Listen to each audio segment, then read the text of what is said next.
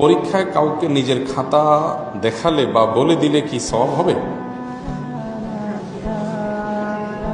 কি পরিমাণ সওয়াব প্রত্যাশী মানুষ চিন্তা করছেন যে ইবাদত বন্দেগী কিন্তু বাহিরে করে করে পরীক্ষার হলেও সওয়াব কামায়ের একটা প্রচেষ্টা। মাশাআল্লাহ মাশাআল্লাহ মাশাআল্লাহ, এরকম তরুণরা আমাদের স্বপ্ন দেখায় মাশাআল্লাহ। আর যদি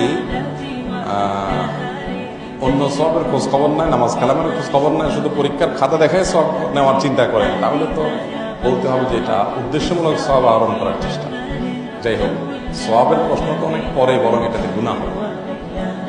পরীক্ষার হলে যদি আপনি আপনার খাতাটা আশেপাশের কোনো দুস্থকে কাউকে দেখান, এক কাপ চা খাওয়াই দিল, একটু কফি খাওয়াই দিল, চটপটি খাওয়াই দিল, বা একটু লোভ দিল, বা আপনাকে দয়া মায়া হইল, আপনি যদি সওয়াবের আশাও খাতা দেখান, তাহলে সওয়াব তো হবেই না, বরং আমলনামায় কি হবে? গুনাহ লেখা হবে। কেন ভাই?